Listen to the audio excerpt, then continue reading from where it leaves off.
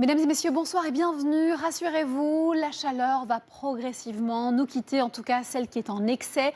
Mais pour cela, il faudra attendre encore milieu de semaine prochaine. En attendant, on clôture ce week-end avec une note encore bien chaude, très ensoleillée, pas beaucoup de nuages en perspective.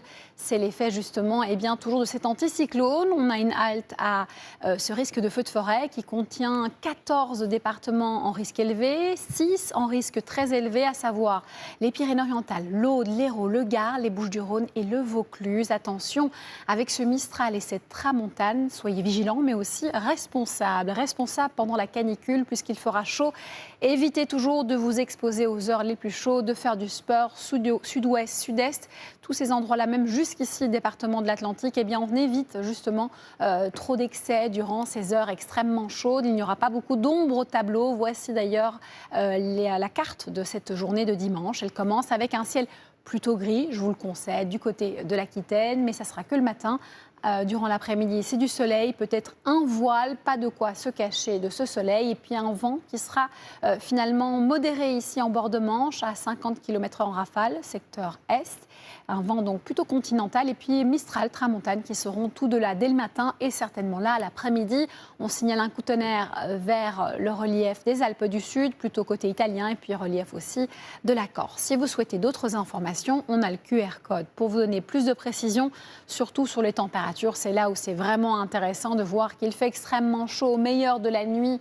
Il fera 26 degrés par exemple vers Montélimar et Nice, 29 à Perpignan, 20 du côté de Biarritz ou Bordeaux. On aura plutôt 18 degrés sur le centre du pays et vers l'extrême nord, 13 degrés. C'est là où on dormira normalement le mieux.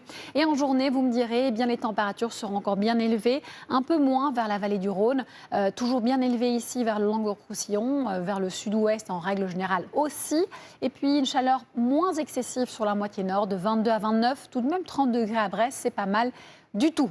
Ici, la suite, rapidement, je vous promets un changement de masse d'air. Il s'amorce doucement mais sûrement avec une descente des températures, l'instabilité par le sud-ouest, en tout cas par l'ouest de l'Aquitaine, je dirais. Puis beaucoup d'instabilité sur le sud du pays mardi avec des orages, des averses orageuses. Et là, on va retrouver doucement les normales de saison, plutôt mercredi, si j'étais tout à fait honnête avec vous, avec un indice de confiance de 4, on peut s'y fier.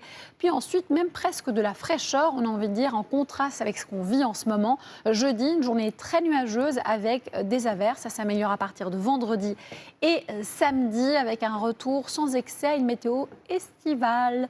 Le grand concours des animateurs présenté par Arthur, c'est tout de suite. Merci d'avoir été avec nous. Belle soirée et surtout, prenez bien soin de vous.